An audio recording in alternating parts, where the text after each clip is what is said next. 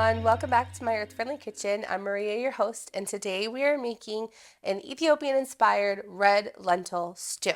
So this is something that I love getting whenever I am at an Ethiopian restaurant. It's one of my husband's favorite cuisines. We try to go at least a few times a year to this really great place near us, New Jersey.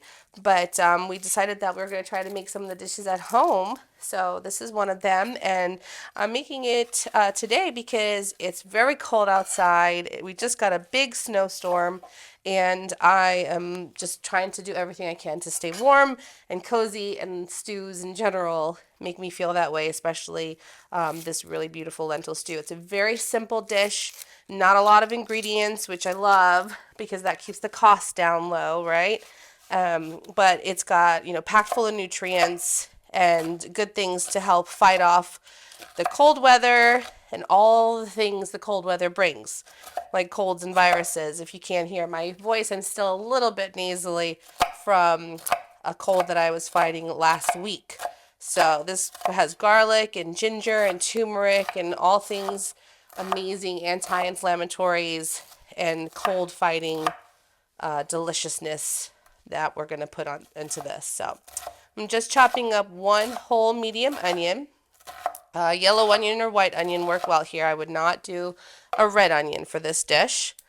And we're going to do about 2 tablespoons worth of ginger. We're going to actually grate it over the dish as well as our garlic. So I'm not going to chop the garlic. I'm just going to kind of get the skins off and smash.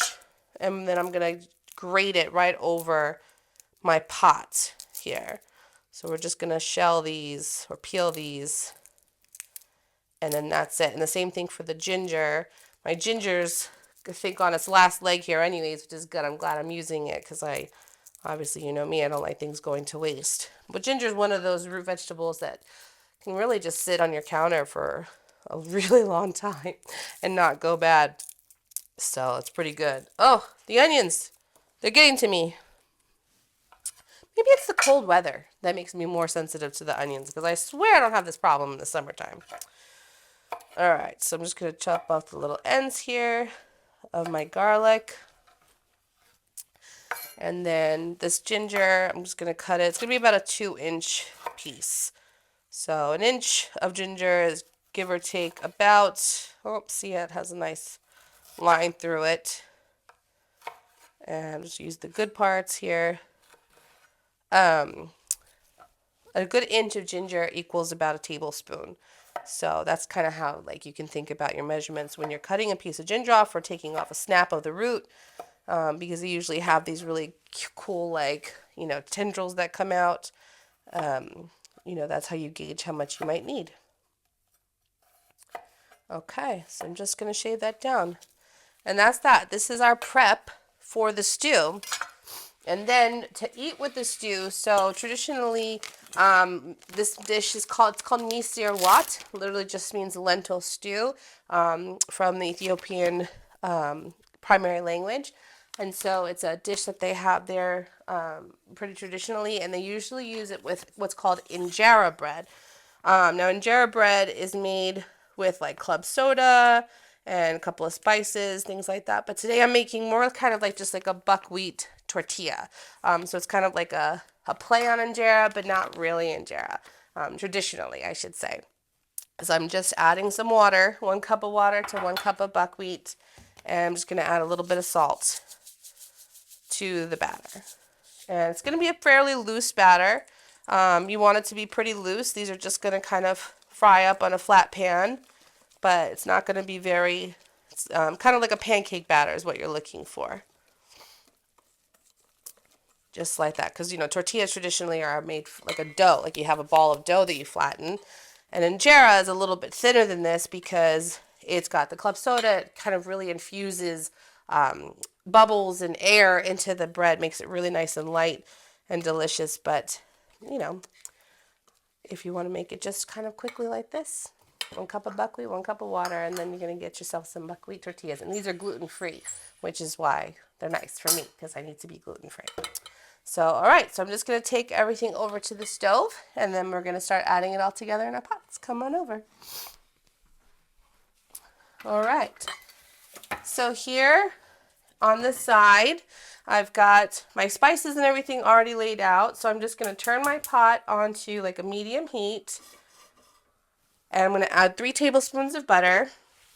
I did pats today because that's what I had, pats of butter.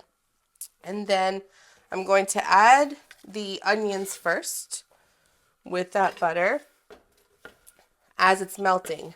Now, fun fact, traditionally when they make this stew, a lot of times they'll cook the onions actually in a dry pan, like a dry pan, until they really start to break down, because the dryness just breaks the onions down in a way that actually thickens up the stew sometimes.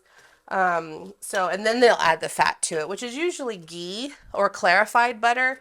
But we use vegan butter in the house because I can't have too much dairy, if at all, and most of the time, and so it really bothers my belly. So we make adjustments, and flex. That's why I always like to say in Ethiopian inspired, because I never want to really commit that it's like a true traditional type of meal. I don't want to disrespect, or I want to honor, instead for their dishes, which I love doing, because then that means you guys get to try cuisines in your home that you otherwise wouldn't necessarily try. So there's that. All right, so we're just going to get these nice and sweat in here, and that butter's nice and melty now. And then as these are breaking down, I'm going to grate my garlic and my ginger into the pan. So I have this really cool grater here. This, I want to say I got this from Pampered Chef, actually. Yes, Pampered Chef. But it has this really cool attachment on it. You just add whatever you're using. You kind of place it down, and then it just grates it for you really nicely. Sometimes chopping is obviously, most of the time I should say chopping is enough, but you see how it gets all of that really nice grated garlic really fine, and that just helps permeate the beans in the stew to help give it a really nice flavor. Just kind of all throughout, every single bite is going to be touched by that garlic. So we're doing 3 cloves today. And I'm just going to grate all of that. Okay. Oh, this guy had a little bit more to go. All right. And then just kind of do the rest with their hands. Actually, I'm just going to throw that in there. All right. A little extra garlic bite never hurt anybody. And then I'm going to do the same thing. I'm going to start high because this is a tall piece. I'm just going to grate my ginger over the pot. And then once it gets to be a little bit smaller, I'll do the little guy here, because I don't want to, see how easy, that's really cool. And then because everything comes apart, it's really easy to clean in that. So I'm sure we can find something similar, somewhere else for this, because this is a really cool gadget to have that keeps you from grating your fingers, because, I've done that in the past. That's not fun. Took myself to the emergency room one day with a mandolin slice. Woo! Don't worry, didn't lose any limbs. So, oh, the onions and the garlic already smelling delicious. So you just want to grate all of that in there till it's gone. Yep. And then just make sure you get the rest here.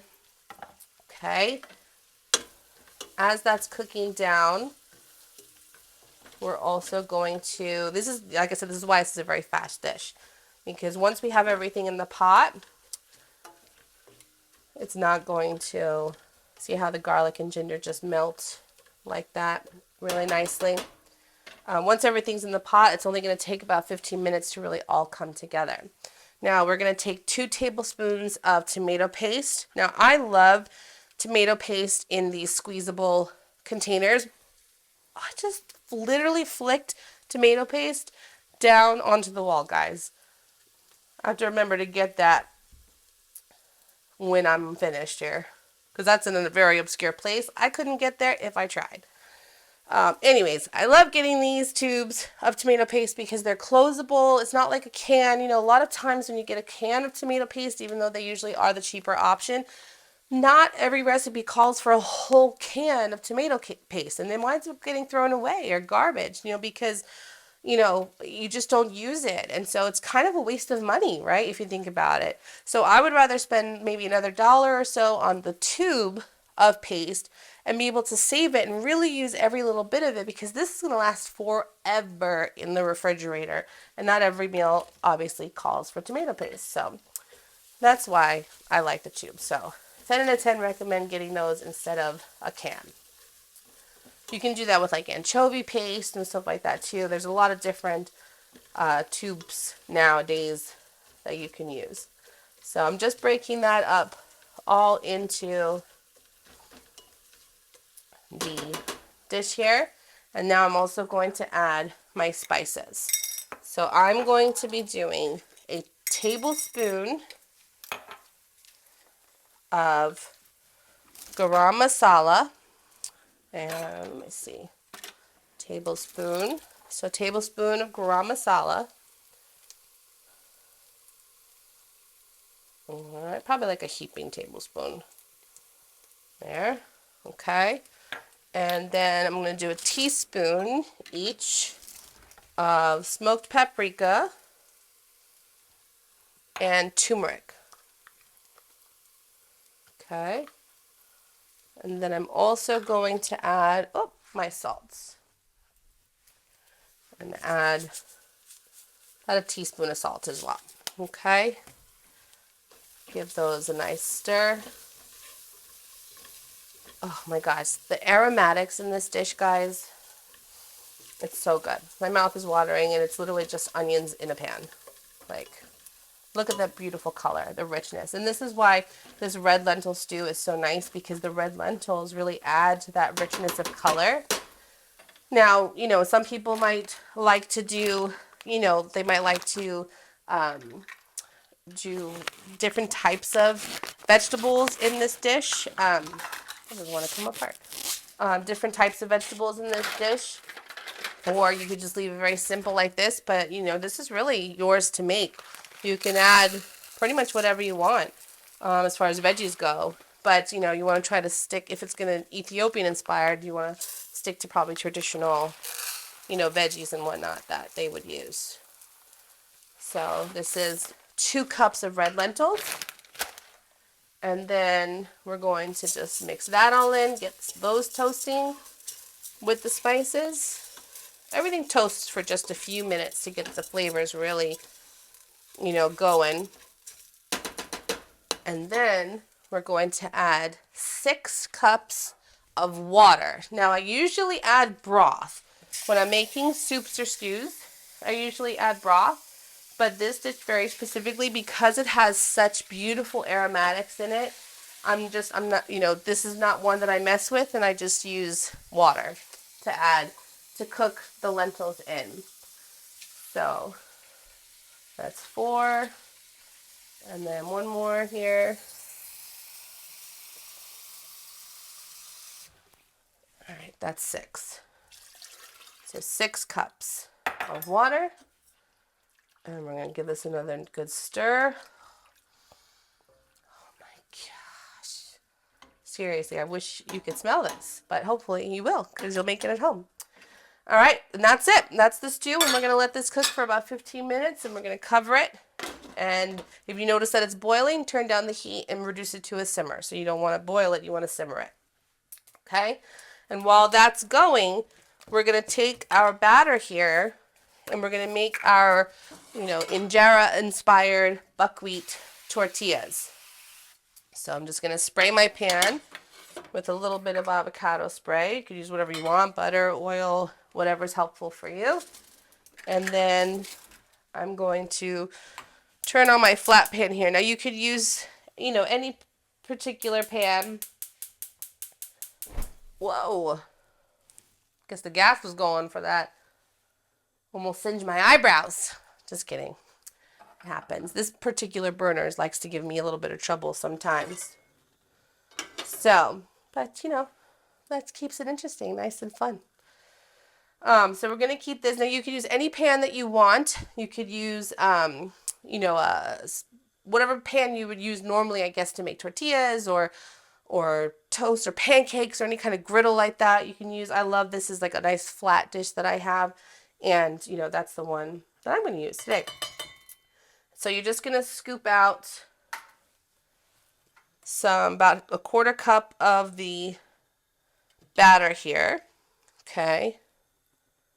And then when it seems like it's hot, you're going to kind of pour it out like you would a pancake and really just smooth it out.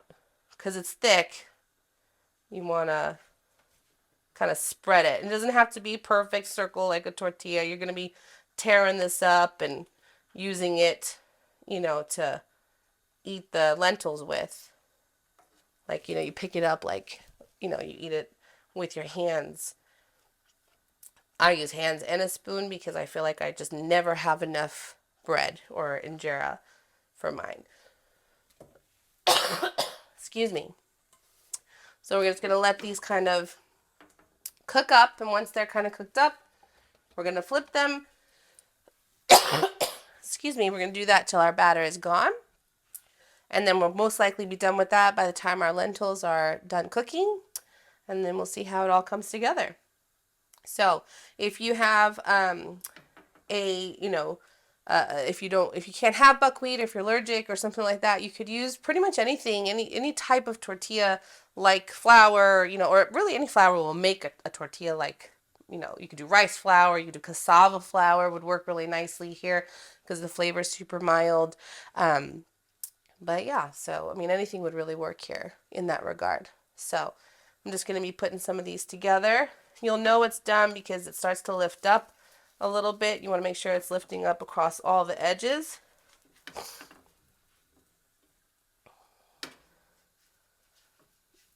Okay, and just flip it over. Oh, that guy got away. That's okay.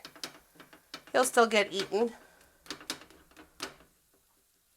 And that's pretty much it. That's all there is to it. So I'm just going to work through this. And once this is done, this is only going to take me a few minutes because you saw how quickly that cooks. So once the stew is done, we'll come back and I'll show you how it looks all put together. All right, see you in a bit. Bye.